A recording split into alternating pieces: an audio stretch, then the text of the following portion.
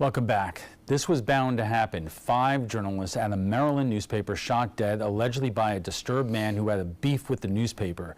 The paper covered a criminal harassment case against him. He sued for defamation and it was tossed out. It was what it was. We journalists know we take a risk reporting the news, but now more than ever, journalists are harassed and threatened for simply doing their jobs. And no, it doesn't help that the President of the United States this very week called the media the enemy of the people. Check this out.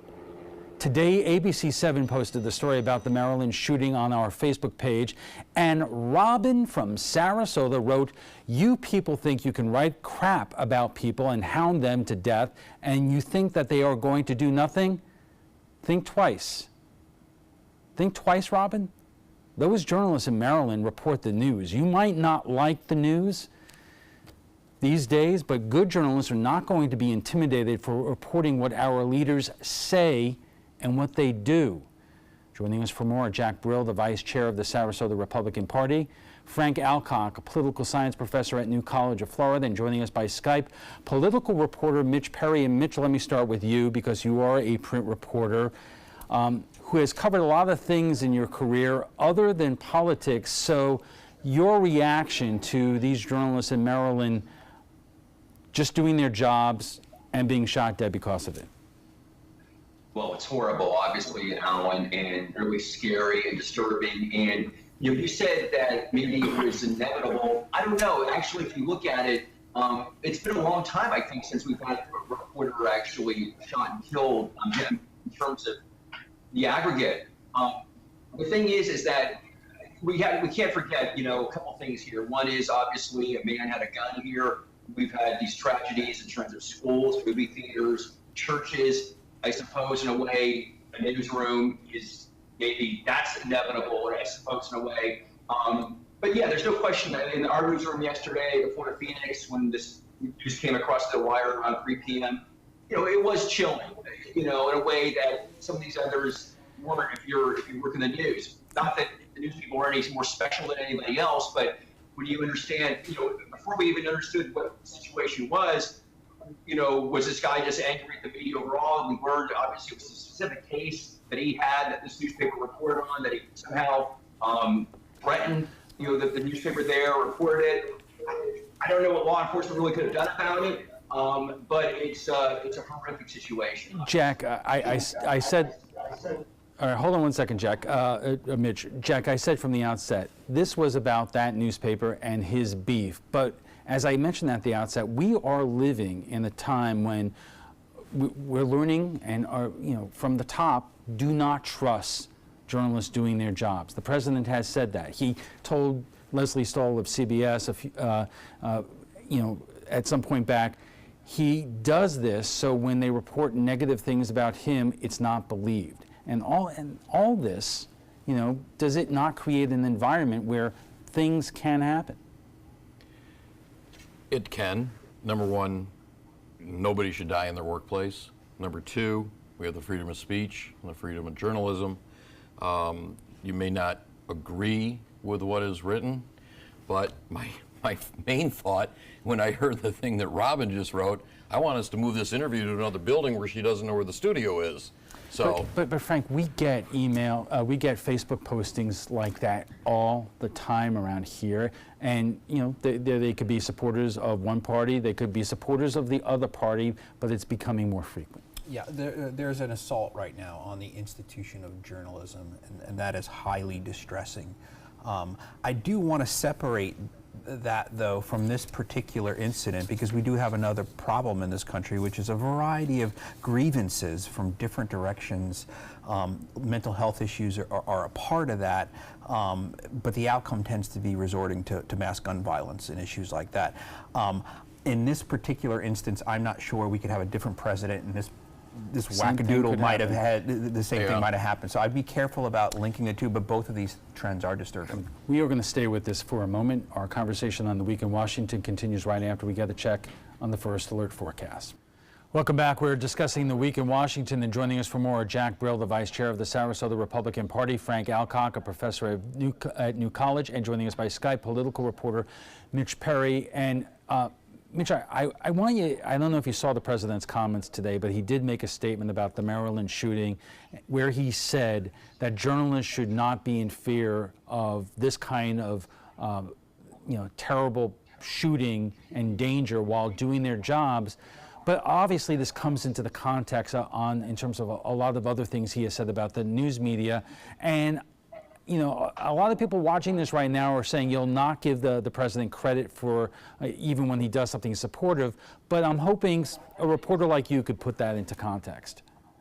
Well, I think it was said properly in the earlier piece that we should not necessarily link the two incidents here, but there's no question that in our lifetime, nobody's been more critical of the media, presidential-wise, than Donald Trump. Richard Nixon had his issues certainly with the Washington Post and Watergate, but he never came to the level of rhetoric. But I think, it has to be measured in, perspective. Some people, reporters who covered Trump during the rallies, the campaign in 2016, talked about how he went to the reporters in the pen, and some people would look at the reporters there and threaten them. I went to a lot of Trump rallies in 2015, 16. I never felt really threatened at that point. But the rhetoric, like a lot of things Donald Trump says, is very negative, right? And I think it doesn't help things. Let's just put it that way. Frank, what a lot of folks are also talking about this week, in comparison, is the statements from California Congresswoman Maxine Waters, where she told the crowd that if you see a member of the Trump cabinet out, confront them, don't let them have any peace. And that has gotten a lot of criticism from the president and others. Compare that to the environment right now in terms of our political discourse. Yeah, well, I think Maxine Waters, the comments were extremely disturbing. It's just feeding a culture of incivility, which I think just erodes what we need to make our democracy work. It is in reaction to a president that has basically run his entire campaign on incivility, encouraging harassment. I'm not saying he encourages violence, but harassment. Maxine's, the senator, encouraged the same thing.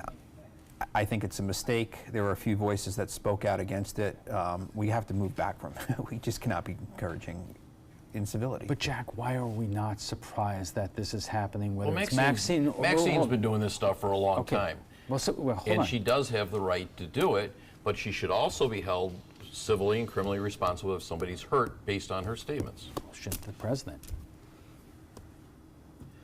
We should all watch what we say and keep it in a civil manner. I mean, my question is, why are we surprised these things are happening? Because if you watch the 2016 campaign and the candidate Trump calling on people to get punched in the face, the crowds turning on journalists doing their jobs, now Maxine Waters, people on the left doing that, what happened to Pam Bondi this week, aren't these things all related to each other? And didn't they start somewhere? Well, they've started a long time ago. It's been accelerated in the last 2 years, 3 years. But Maxine Waters has been in Congress making statements like this against other folks for a long, long time, and it's been a progression with a group of folks that's is accelerated in the last couple of years. We need to think long and hard, and just the better parts of us have to step up. We just have to stop going down this tunnel. Welcome back. If you're just tuning in, we are discussing the week in Washington, and joining us for more are Jack Brill, Frank Alcock, a professor at New College of Florida, and joining us by Skype is political reporter Mitch Perry. I'm wondering if you folks saw that hearing on Capitol Hill yesterday. Rod Rosenstein, the Deputy Attorney General and the head of the FBI, before Congress talking about the status of the Russia probe.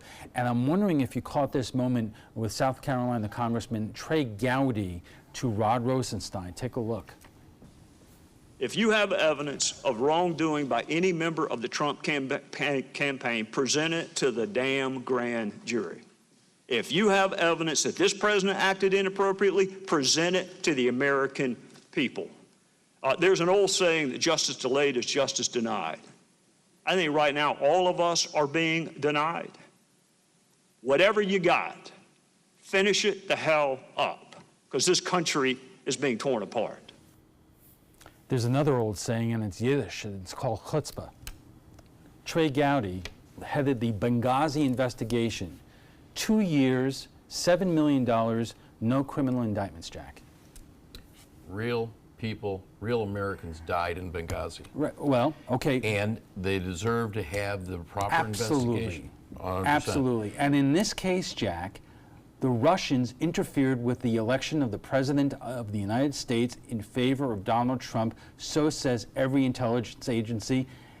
But That's the pretty significant. investigation is supposed to be that the president colluded with them, and there is zero proof of that happening. Though. I'm sorry, how do you know there is no proof of that? They would have brought it out by now. No, they wouldn't have. No, Oh, they that's would true. not. I'll get you. They would have waited to the end of the investigation. But Right, that's what but prosecutors do. I agree. I don't disagree. But at the same time, it would be nice if to see some path that had some relevance of the criminal charges. Manafort's getting charged with fraud for something he did, in a foreign country 12 years ago. That was stupid on his part, and he gets the justice he deserves. But we have not seen yet, all right, I'll say yet, that there has been anything that tied into the specific But purpose prosecutors of. don't give you updates when they're investigating. I don't disagree, but it would be nice to have, if there's going to be a criminal charge, bring something. Jack, I mean, Frank. Frank. Well, the Frank. president I'm Jack. could actually, sit down and close off, do the final interview. That might speed things up.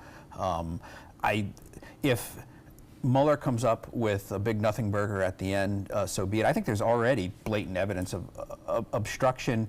We just have to finish this. If this thing gets cut off and the Republicans just go too far and try to undercut Mueller when he's close to finishing, we're going to be suffering the consequences for that for all right, a long here's time. the serious question to the conversation we just had. We don't know if he's close to finishing.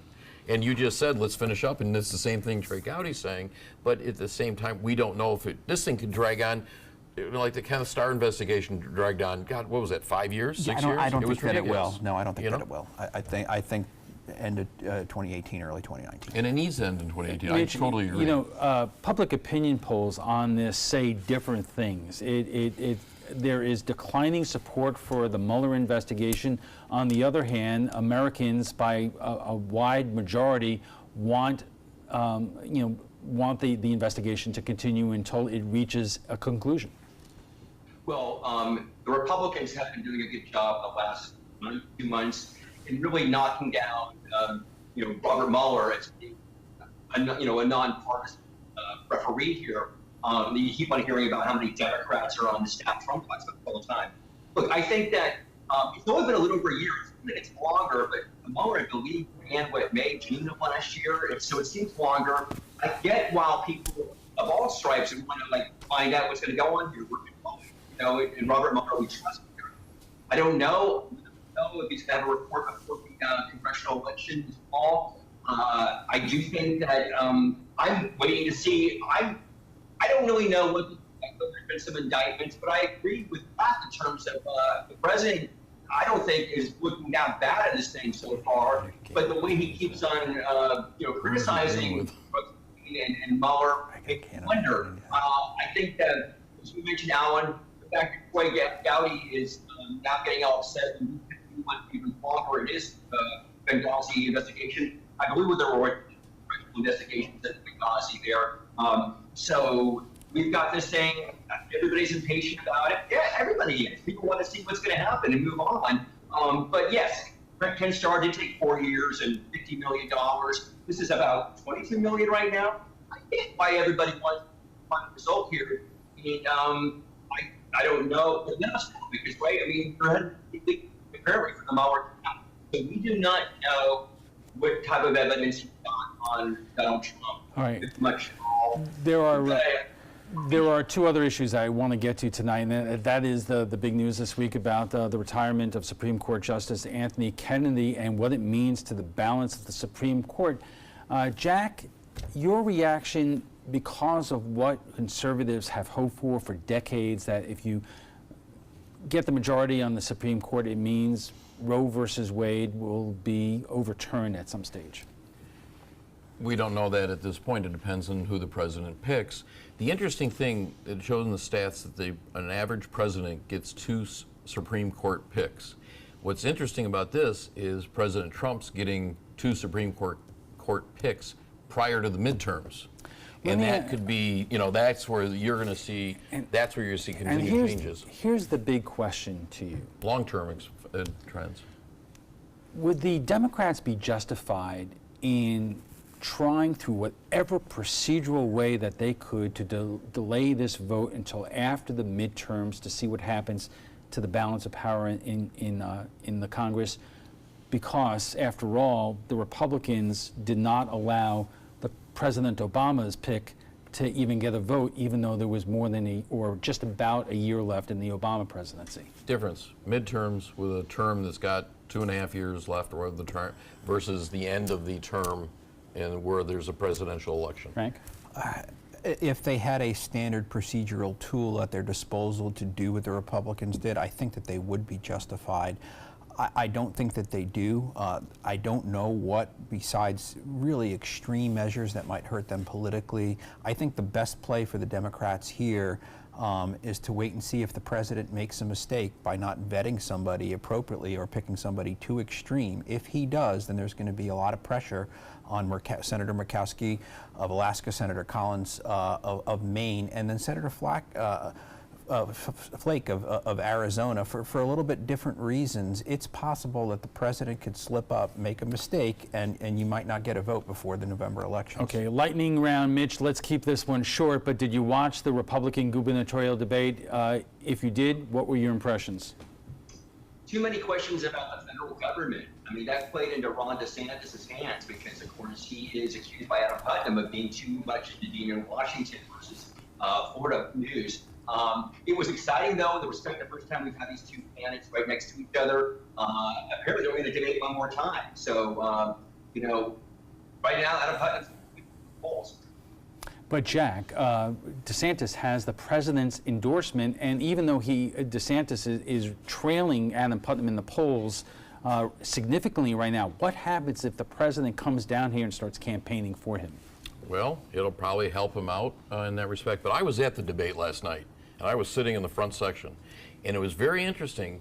Here we are have a debate of two of the people that'll probably, one of them will be the next governor of the state of Florida. Well, but maybe. But at the same time, if they were both running for Congress, Fox News questions were great.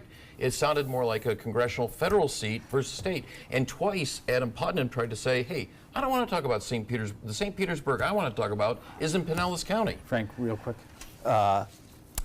DeSantis has the president's endorsement. Fox has the president's back. We watched a debate last night. Fox was totally in the tank for DeSantis. That had very little to do with the state of Florida. That was like a federal government, and it was meant to highlight DeSantis' strengths. So I think Fox did themselves a disservice last night. Okay. We have to take a quick break, and we'll be back for final thoughts when we return. Stay with us. Welcome back. Our guest joining us right now for final thoughts. And Mitch, I'm going to start with you, and we're going to talk about tariffs a little bit. GM warning today that new tariffs will force job cuts. Of course, this comes in the week that Harley-Davidson says that they're going to move some of their operations overseas. The president expressing his disappointment in Harley-Davidson. But what is the base to think about this? I think this could be the one place where he starts to lose some of the base. He hasn't for anything, right? Donald Trump has done in this year now as president. But I think this actually could really, when it impacts people's wallets, that's when they really, move politically. And I think this is going to hurt some of the supporters, and he may lose some support because of it. And Jack, you were saying a little while ago, you were at a Toyota plant earlier this week, and that, BMW X5s are all made in Greenville, South Carolina, and shipped around the world. So are you concerned that the president says there is a larger picture here? If you hold strong, you're going to fix the trade imbalances, but these are going to affect real lives, real businesses, American businesses, and not only in places like South Carolina, but also the Farm Belt. And I think we've got to look at the trade imbalances need to be fixed. I mean, the China and all the things we've all discussed multiple times. But the question is, where do you do it? Because we have got, just because, say, Toyota and Lexus is headquartered in Japan, where they've got 100,000 employees in the United States, plus you have 20 supplier corporations with employees around each automotive manufacturing plant, you're talking a lot of jobs. So we've got to figure out a way to get rid of this trade imbalance but how do we do it without affecting all the industries? And Frank, a word today that the president at least is thinking about, talking about leaving the World Trade Organization? At the end of World War II, which we won due to the greatest generation, we were the most powerful nation on this planet, and we set up a liberal world order that works to our advantage. And both Republicans and Democrats have understood that for the last 70 years. There's certainly things that can be fixed and need to be fixed and tweaked in a variety of our trade agreements, and some minor issues in institutions. But by and large, the president doesn't get it. He doesn't respect these institutions, and he's trying to tear them down. And I think it's going to come back to hurt us. But I also think that he's very good at throwing out the lob this way, and you're thinking this direction. He's actually over here working on something over in this direction. So you got to let it play out. I don't think so. I don't think he knows what he's doing. Well, I'm planning and hoping that everything will continue to go on in the right direction, and we'll get through all this and get the imbalances and get the organizations the way we want them. There. We want to thank Jack Brill, the vice chair of the Sarasota Republican Party, Frank Alcock, a professor at New College of Florida, and Mitch Perry for joining us tonight. When we return, the short list for the U.S. Supreme Court and the timeline for the selection of a new Supreme Court justice. That story and your primetime headlines coming up in a moment. But right now, let's get a final check on our first alert forecast with Chief Meteorologist Bob Harrigan.